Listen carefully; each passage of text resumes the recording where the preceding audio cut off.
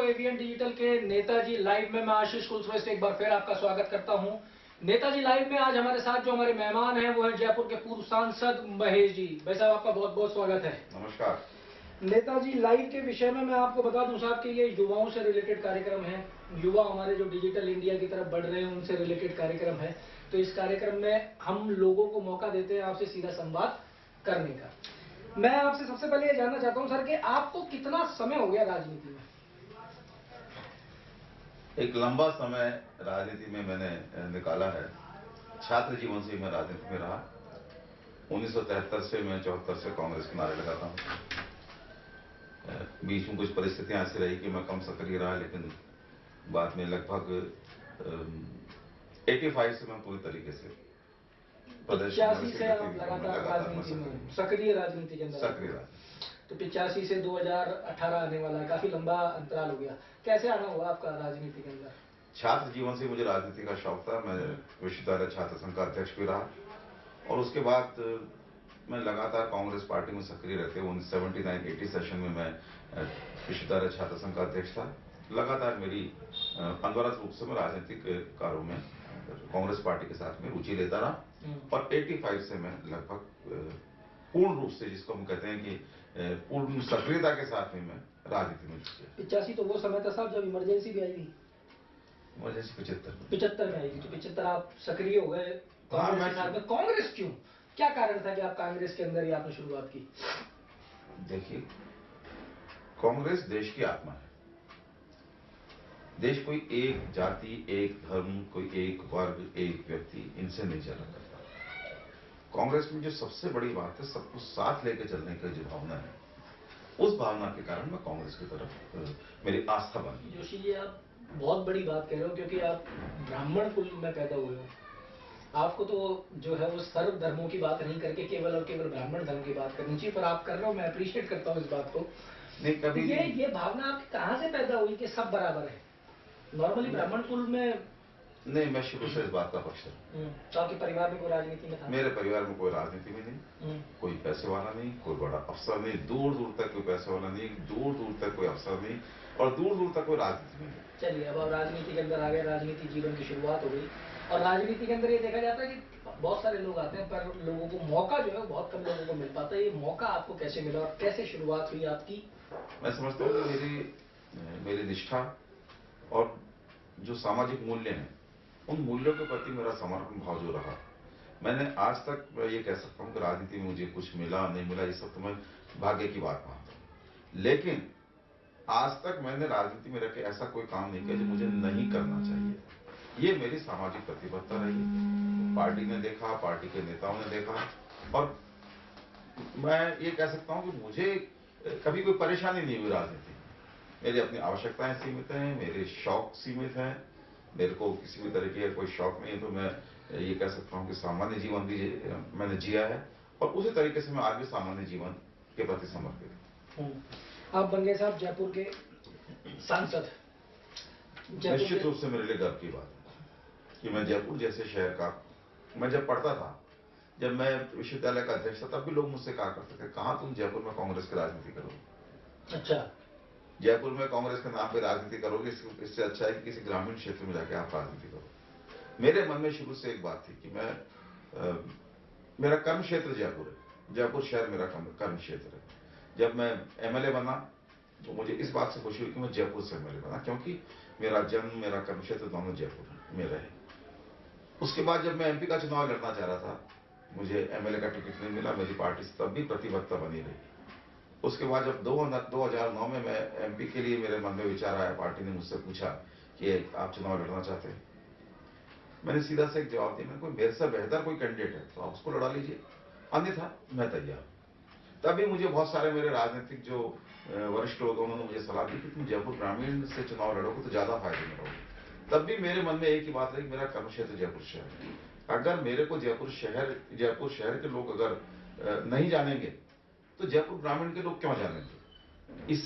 इस भावना से मैं सांसद का चुनाव लड़ा और जयपुर की जनता की बहुत बड़ी कृपा है, आशीर्वाद है, मुझे जयपुर से सांसद बनने का मौका मिला। बिल्कुल मौका मिला साहब। पार्लियामेंट में जब आप पहली बार पहुंचे, 125 करोड़ का देश है हमारा, और कुछ चुनिंदा मुट्ठी भर लोग जो है वो इस देश 542 लोग 542 लोग। आप जब पार्लियामेंट में पहुंचे भैया, ऑल तो आपके पास एक्सपीरियंस था विधानसभा का, ऊपर विधानसभा और पार्लियामेंट में जमीन आसमान का फर्क मेरे को लगता है। वहां पहुंचे, वो क्या आपकी फीलिंग थी, क्या भाव थे वो जब पहली बार? बहुत गौरव की अनुभूति हो रही थी कि मैं देश के प्रधानमंत्री के चुनाव में मेरा वोट पड़ रहा है। मुझे भी देश के प्रधानमंत्री बनाने के लिए मेरी भी राय के अनुसार, मेरी भावना के अनुसार मुझे अपना मत देने का अधिकार मिल रहा है। एक सबसे जो भारतीय संसद है वो देश का सबसे पवित्र लोकतांत्रिक मंदिर है, और मैं वहां बैठकर अपने आप को धन्य समझता था। ये मेरी हमेशा भावना रही। ये आपकी भावना रही। आप आए, आपने जयपुर के लोगों के लिए काम करना शुरू किया।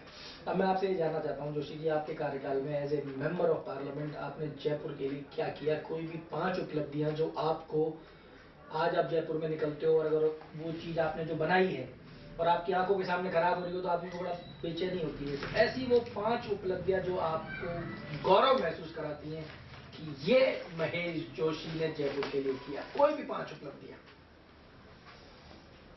जयपुर मेट्रो एक,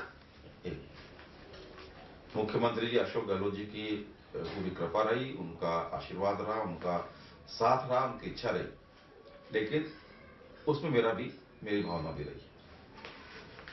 नंबर 2, लगभग 40 से अधिक ट्रेनें, जिस वक्त मैं एमपी रहा, लगातार मेरे प्रयास रहे कि जयपुर से अधिक ट्रेनें चलें।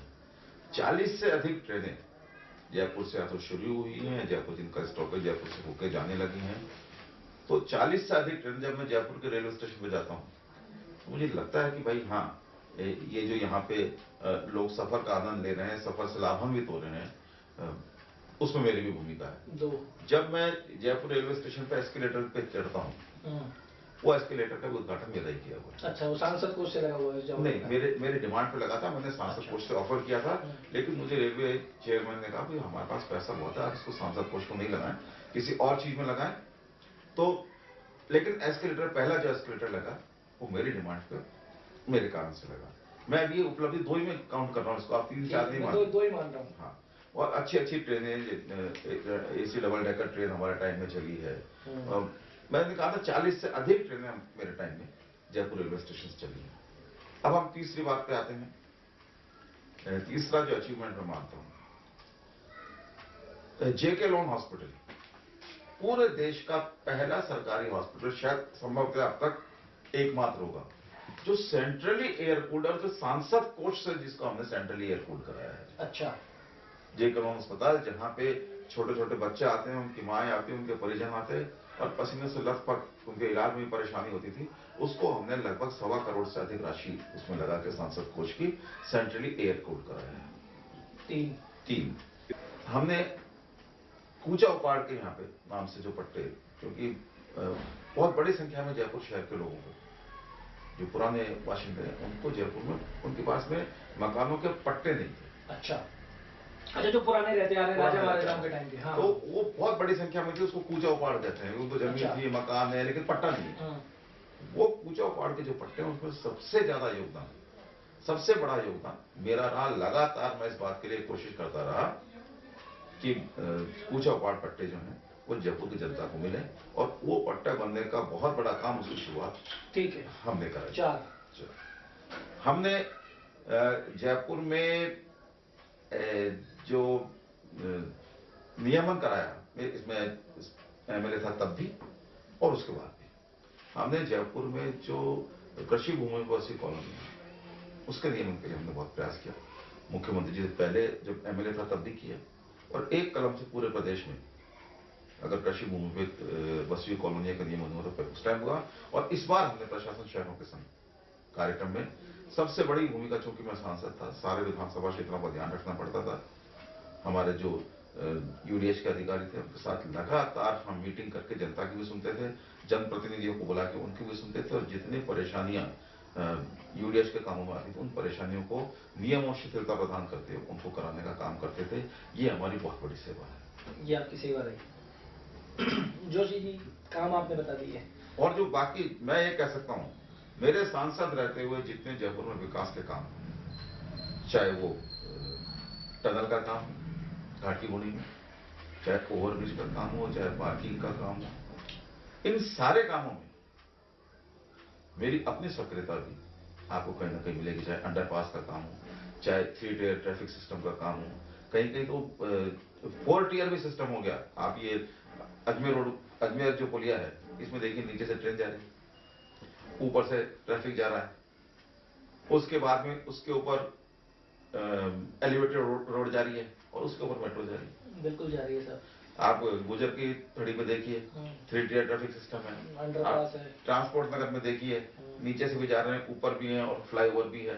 तो ये जयपुर के लोगों ने कभी इसकी कल्पना नहीं की थी। एलिवेटेड रोड जो सोडाला से चल रही है, श्यामनगर से लेके और यहाँ आ रही है, ये अजमेर पुलिया से श्यामनगर जा रही है और वहां से डीसीएम से लेके वो अजमेर पुलिया तक आ रही है। ये एलिवेटेड रोड जब लोग चढ़ते हैं इस एलिवेटेड रोड पे, तो अशोक गहलोत जिंदाबाद के नारे लगाते हैं, कांग्रेस जिंदाबाद के नारे लगाते हैं। मान लिया साहब काम किया आपने, मैं सवाल में ये पूछना चाहता हूँ, और इसके अलावा काम को आंकने का जो तराजू है वो जनता के हाथ में है। जोशी जी, फिर क्या कमी रह गई जो जनता ने आपको इतने बड़े मत अंतराल से 5 लाख मतों से आपको नकार दिया? ये बहुत, क्या लगता है क्या कमी रह गई? देखिए, मैं ये कह सकता हूँ, एक हवा चली, एक आंधी आई, ये इसमें जनता बह गई। जनता आमतौर पर भोली होती है। अगर जनता को बहुत तेजी के साथ में बहाने का काम किया जाए और कोई बहुत कलाकारी के साथ में काम करे तो जनता बह भी जाती है। और जनता बहती है इसीलिए कभी तो ये होता है कि राजस्थान में 25 की 25 सीट कांग्रेस जीतती है, कभी होता है 25 की 25 सीट कांग्रेस हारती है, कभी होता है 24 सीट कांग्रेस हारती है, कभी ये होता है कि 18 सीट कांग्रेस जीतती है। ये बड़े बड़े जो परिवर्तन है ये उस बहने के कारण ही है। जनता एक बहकावे में बह गई। आज जनता को इस बात का एहसास हो रहा है। 3 साल हो चुके सर, लगभग 3 साल पूरे हो चुके हैं। 3.5 साल हो गए। 3.5 साल हो गए। अब आप ये बताओ 3.5 साल में आपका आकलन क्या है?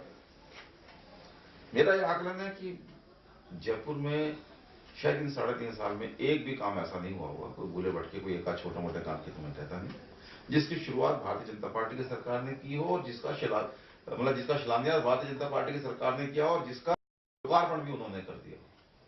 कोई भूले भटके कोई काम होगा ऐसा, लेकिन हर बड़े काम पे जयपुर शहर के कांग्रेस की मोहर होगी, या तो शिलान्यास पे होगी या लोकार्पण पे होगी या दोनों पे होगी। जयपुर के सांसद, जो वर्तमान सांसद है, वो कहते हैं कि साहब हमने एसएमएस के अंदर बर्न यूनिट बना दिया, उसमें एसी लगा दिया, अब कोई जलने वाले जो मरीज उनको तकलीफ नहीं होगी। एसएमएस को एम्स का दर्जा दिलाने जा रहे हैं।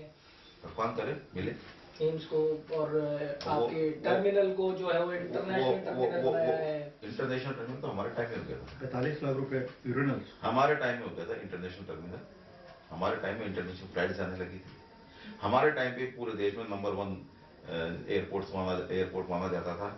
अभी आपने एक बात कही बर्न यूनिट की, हमने तो पूरा का पूरा नया अस्पताल और नया मेडिकल कॉलेज सरकारी, वो हमने सांगानेर सागर प्रतापनगर में हमने वहां उसका काम चालू किया। जयपुर उन चुनिंदा शहरों में से है जहाँ 1 से अधिक सरकारी मेडिकल कॉलेज होंगे। बिल्कुल ठीक बात है। वो हम लोगों की देन है। एक चीज आप मुझे बताएं साहब कि ये पार्टियों के चक्कर में जो जनता बीच में पिस जाती है, नुकसान तो जनता का ही होता है। अल्टीमेटली वो वोट दे के आता है, वोट दे के आने के बाद में उसको जो है वो काम नहीं होता, उसके काम नहीं हो पाते, धोखा मिलता है। तो ये जनता के साथ ये कब तक चलता रहेगा ये मामला? जनता को सजग होना पड़ेगा, जनता को इन सारी चीजों का आकलन करने में कुशल होना पड़ेगा कि जो बातें जनता के सामने रखी जा रही हैं, जो कही जा रही हैं, जो परोसी जा रही हैं, कितनी पूरी हो सकती हैं, कितनी पूरी नहीं हो सकती। ठीक बात है। ये जब तक आकलन करने की क्षमता जनता अपनी नहीं बढ़ाएगी तब तक जनता ऐसे बहकावे में आती रहेगी। और युवा साथियों को आप कोई संदेश देना चाहते हो? मैं युवा साथियों से कहना चाहता हूं कि आपके और हमारे जमाने में भारी अंतर है, देखिए जनरेशन गैप है। और मेरा व्यक्तिगत ये मानना है कि जो नई जनरेशन होती है वो पुरानी से ज्यादा समझदार होती है। जहां पे पुरानी जनरेशन खत्म करती है वहां से नई जनरेशन शुरू करती है।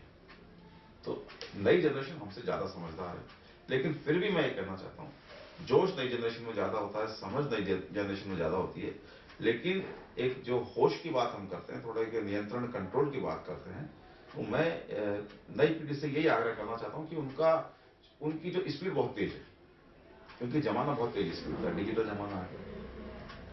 आने वाले समय में वो सारी की सारी कल्पनाएं जो हमारे पौराणिक ग्रंथों में मिलती हैं कि एक क्षण में आदमी यहाँ पे, अगले क्षण में हो सकता है वो 1000, 2000, 5000 संभव हो सकता है, बिल्कुल हो सकता है। ये सब जमाना आने वाला है। जितना तेजी का जमाना आता है, वो तेजी उतनी विध्वंसकारी होती है।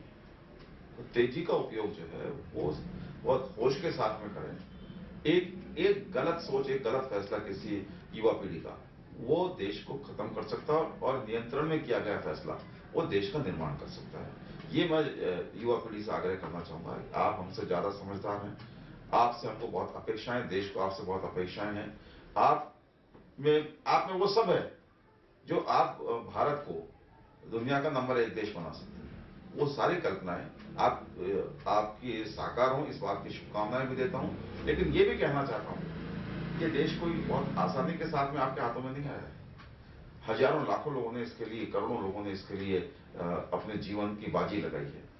स्वाधीनता का इतिहास अगर कोई युवा पीढ़ी नहीं जानती, देश का इतिहास अगर कोई युवा पीढ़ी नहीं जानती, तो उसको आगे बढ़ने में तकलीफ होती है। आप देश के इतिहास को जानिए, देश के स्वाधीनता के इतिहास को जानिए, देश किन मुश्किलों से आजाद हुआ, देश के इतिहास में क्या क्या परेशानियां जो आई हैं। अगर हम इतिहास को आधार बना के और आगे देश का निर्माण करना चाहते हैं, तो हम एक अच्छे देश का निर्माण करेंगे, एक ऐसे देश का निर्माण करेंगे जिसको हम ये कह सकते हैं कि हमारे सपनों का देश है। आप पूरे अपने जोश पे, अपनी स्पीड पे नियंत्रण रखते हुए देश को आगे लेके जाएं, ये मेरी विशेष रूप से युवाओं से अपील है। जोशी जी, मान के 2013 और 14 के बाद में एक बात तो हुई है, मैं कई लोगों से मेरी मुलाकात हुई है कांग्रेस के अभी इन दिनों में, तो मैंने एक चीज तो नोट की है कि कांग्रेस ने भी बात करना तो सीख लिया है। 2013-14 का ये तो फायदा हुआ है, आप क्या कहते हो उस? नहीं, कांग्रेस तो हमेशा से ये बातें अच्छी करते हैं। अच्छी बातें तो नहीं करते थे। अच्छी भी करते हैं। चलिए साहब, चुनावी बयार आ गई है, 2018 का रण बिक चुका है, 365 से कम दिन रह गए हैं हमारे पास। कांग्रेस 2018 में राजस्थान में सरकार बना के आई। जो आप कह रहे हो हम तो उसी पे चलते हैं, वो तो वक्त जो है वो सारी चीजें सामने आ जाती हैं, तो वो मेरा विषय ही नहीं है। मेरा विषय ये है, मैं महेश जोशी को कहाँ देख रहा हूँ जयपुर की सेवा करते हुए,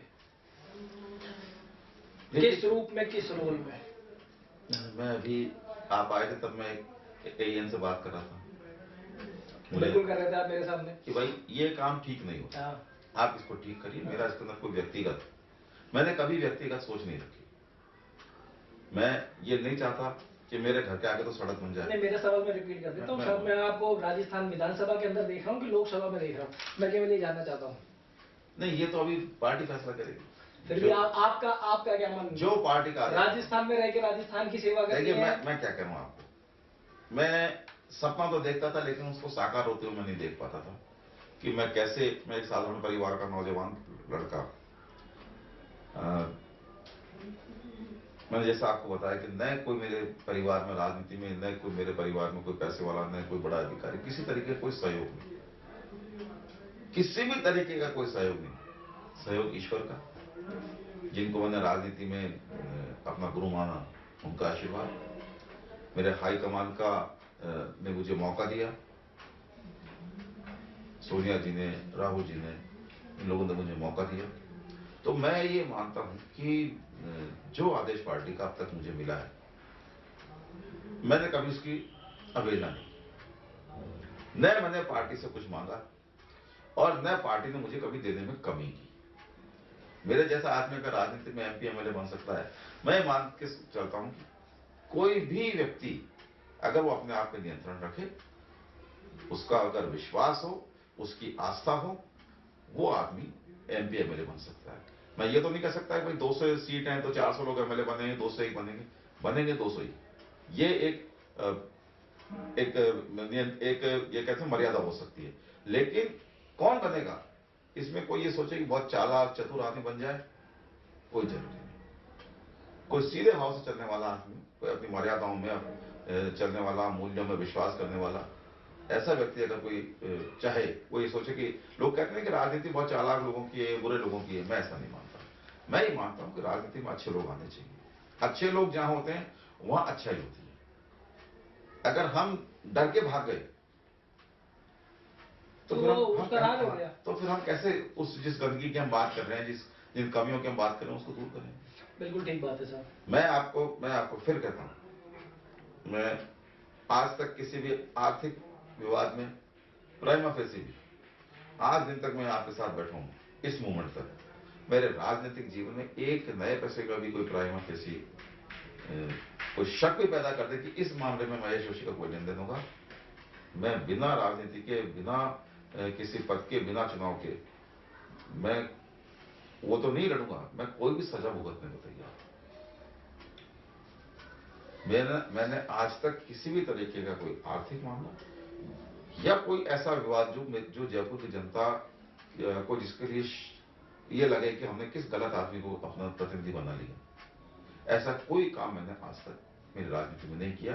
ये मेरी सबसे बड़ी उपलब्धि है। बनना तो ये सब यहाँ जिसके लिखा वो बनेगा। बिल्कुल ठीक बात है साहब, चाय वाले प्रधानमंत्री बन सकते हैं। खैर आप सुन रहे थे, आप चाय वाले कह रहे हैं, मैं उनको चाय वाला मानता ही नहीं क्योंकि पता नहीं उन्होंने कब चाय बेची नहीं बेची, और चाय बेचना कोई अपराध नहीं है। साहब देखिए, मैं तो खुद ने चाय बेची। अपराध की बात ही नहीं कर रहा हूं जोशी जी। मैं आशीष जी, मैं आप बताऊं, मैंने भी चाय बेची। तो मैं शालीमार सिनेमा हॉल जब बना था, मेरे एक दोस्त ने वहां पे नोबल सर्किल की कैंटीन ली थी और मैं और दोनों मिलकर उस कैंटीन को चलाते थे, हम भी चाय बेचते थे। तो पार्लियामेंट में चाय बेचने वालों की संख्या बढ़ती जा रही, पीने वालों का भी कोई स्कोप है क्या? हम चाय बेचते भी थे, चाय पीते भी तो थे। पीने वालों का भी कोई स्कोप है क्या? देखिए दोस्तों, आप सुन रहे थे हमारे साथ में जयपुर के पूर्व सांसद महेश जोशी जी को, जिन्होंने बड़ी सादगी और ईमानदारी के साथ में अपना पक्ष रखा, जिन्होंने बताया उन्होंने जयपुर के लिए क्या किया और पीड़ा जाहिर की कि आज के जयपुर की क्या स्थिति है। अगर आप किसी भी प्रकार का कोई संदेश, सवाल या अपनी समस्या महेश जोशी तक पहुंचाना चाहते हैं, हमारे कमेंट बॉक्स में जाएं, आपका नाम, जगह लिखें और संदेश लिख के हम तक भेज दें। जोशी जी, अगर किसी प्रकार का कोई सवाल आता है या कोई समस्या आती है तो क्या उस पर आप अगली बार दोबारा हमारे साथ मौजूद होंगे? 100%।